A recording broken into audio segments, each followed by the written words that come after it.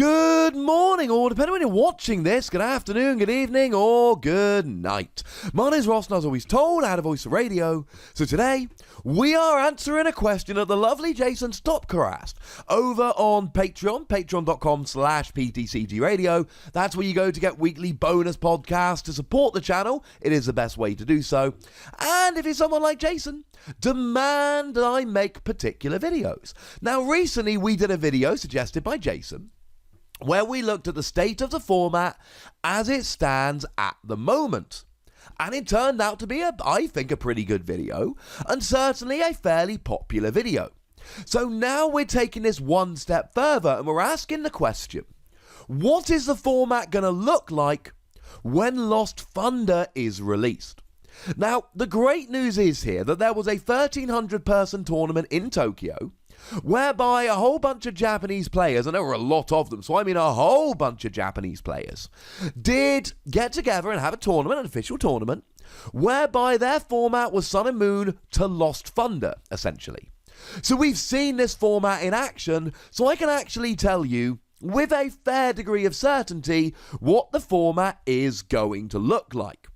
And the first thing to mention about the format, Buzzwole is not going anywhere. Ladies and gentlemen, Buzzwole remains great.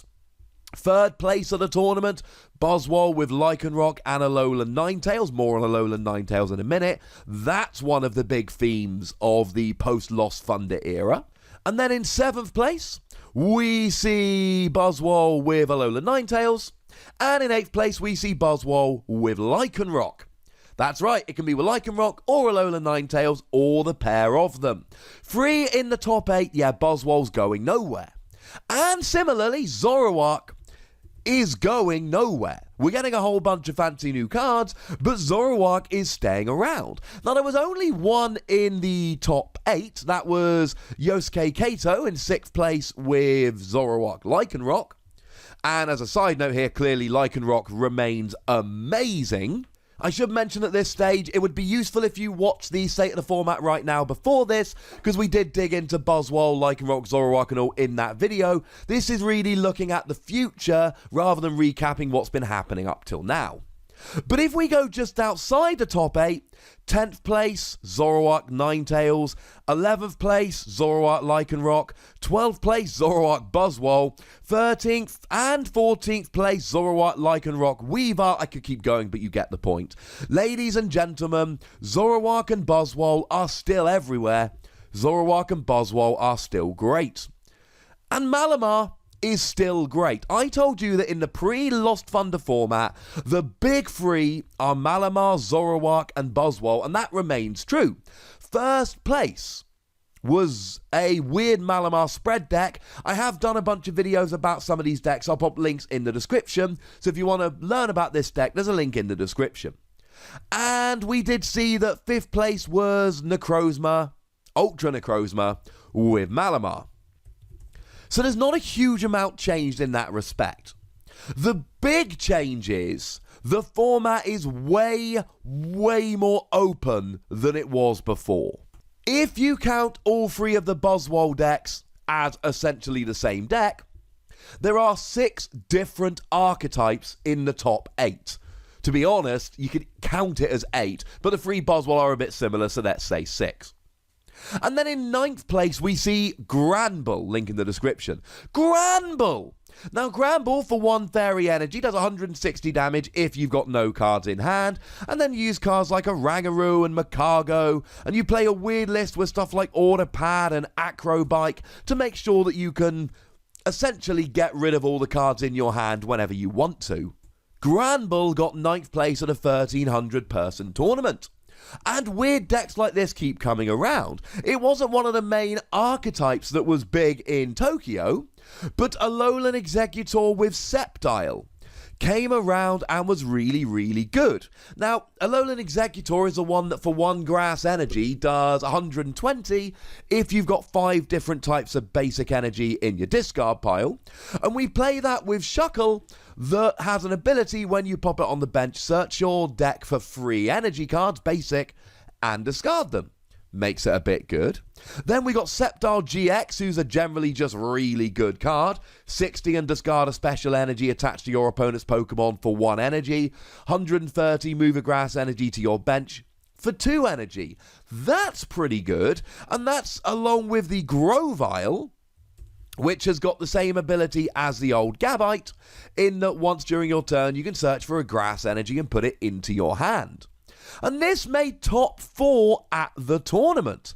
Quad Macargo was a really good deck. This uses Macargo GX along with Macargo from Celestial Storm. Macargo GX's ability, once during your turn you may discard the top card of your deck. If it's a basic energy, attach it to one of your Pokemon. And then for a minimum 3 energy, 50 damage, plus 50 more for each energy you discard from Macargo. So that's running around on the fringes. We see that Stack Attacker NAGANAD-O is pretty gosh darn good as well. Now at this stage you could ask the question, and I wouldn't be mad at you if you did, well hang on a second, Wassy, how much of this is definitely what happens after Lost Thunder's released, and how much of this is Japanese sensibility? And the answer is, it's impossible to know. This is the first time in a very long time that Japan has essentially been playing in the same format that we are, but I think it's fair to say that this is somewhat indicative. So we still see that Buzzwole, Zoroark and Malamar are still everywhere. And we see that there's a whole bunch of fringe decks that are absolutely viable in the format at the moment. But there are a couple of other things to note. Now, Lost March is a deck which was incredibly hyped coming into Lost Thunder. It's got Jumpluff and Natu, both of whom, for 1 energy, do 20 damage for each of your Pokemon in the Lost Zone. Then you've got Skiploom. When you evolve into Skiploom, you put it in the Lost Zone and swap it for a Jumpluff in your deck. And then you've got Trumbeak, who, if it's in your hand, you can put it in the Lost Zone, and then look at the top card of your opponent's deck. If it's a supporter card, put it in the Lost Zone. People thought it would be the new Night March, and it's not just this tournament in Tokyo. I've been speaking to my contacts in Japan. I know, I've actually got Japanese contacts. Lost March is disappointing. Now, let's be clear. Lost March is not a bad deck. Lost March is a good, viable deck that is winning tournaments. But it's not crushing the format. It's not the best deck in the format. It's not replacing Buzzwole, Zoroark, and Malamar. There are other new decks which are proving to be better. Lost March is a good card. Well, a good deck, really. And Lost March will see success. And if you're playing in the post-Lost Thunder format, you can expect to see it coming around. And you can expect to see it seeing success. And you should absolutely test with and against it. However, it is not the best deck in the format. But we might be getting a new best deck in the format, and that's NAGANAD-O Blacephalon. Blacephalon is a hugely powerful card, whereby you can Lost Zone as many fire energies you like from any of your Pokemon, and you do 50 damage for each one you pop in the Lost Zone in this way. And you combine it with the new NAGANAD-O that bluntly is, as far as I'm concerned, the best card in the format. NAGANAD-O's ability says that once during your turn, you may take a basic energy from the discard and attach it to NAGANAD-O. It's great with Blacephalon, and Blacephalon is arguably the best deck in the format. I should also mention that with N having rotated, B-String is way more likely to stick than before, so Blacephalon doesn't just have NAGANAD-O, it also has B-String, and so might want to consider playing some Judge or Marshadow, because honestly this is going to be awkward, ladies and gentlemen.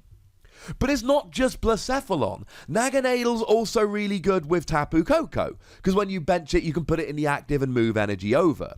It's good with Quagsire, that moves energy to your active Pokemon, and actually then you can play Suicune, whose ability says, when it's on the bench, you can shuffle it into your deck.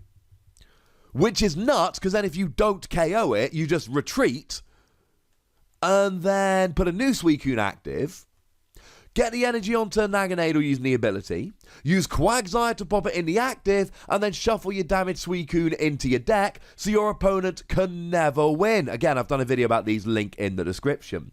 So NAGANAD-O Blacephalon is great, but please don't think it's just Blacephalon.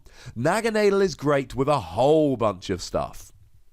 And then we need to talk about Alolan Ninetales. Again, I've done a video, link in the description, and I know I'm referencing a bunch of videos, but to do this all fully in one video would take about an hour.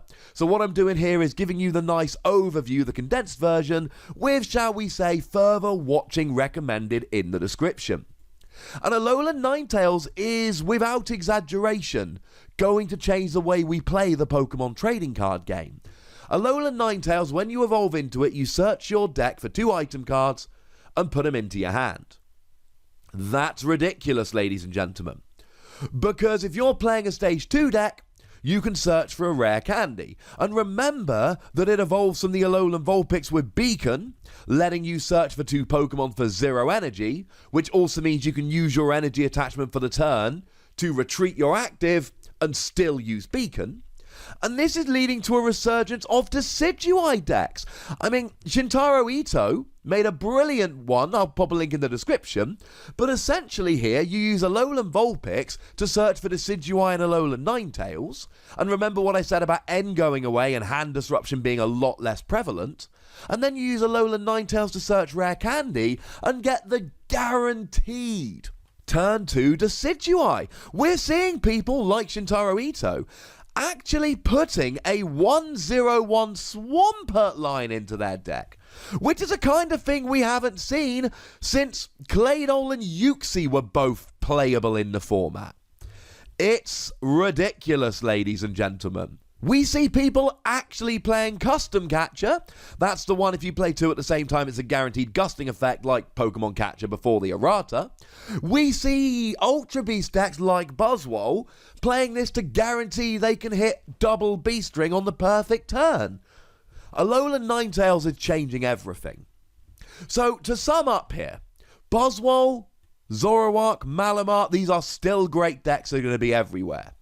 But there's a whole bunch of fringe decks like Granbull, Alolan Executor, Macargo, which are still really, really good and viable. NAGANAD-O is making many, many decks viable now. NAGANAD-O Blacephalon might even be the best deck in the format. And Alolan Ninetales is bringing tricks and consistency we haven't had for years. Ladies and gentlemen, the post-Lost Thunder format is going to be very, very different to the pre-Lost Thunder format.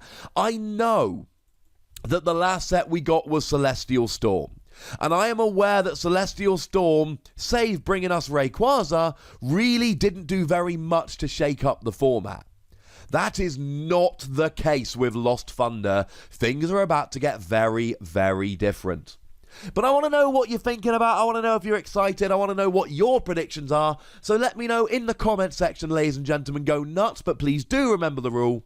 Be nice. Make sure you like this video, subscribe to this channel, follow me on Twitter at The Wassy, and Twitch for some live action at twitch.tv/PTCGRadio. If you want to support the channel, get some bonus podcasts and all of that, head on over to patreon.com/PTCGRadio, where you can do exactly that. And do make sure you're checking out youtube.com/WassyPlays for some more Wassy action. But by far the most important thing, as always, is to look after yourselves until next time. Thank you very much for watching. My name's Ross, and you've been watching PTCG Radio.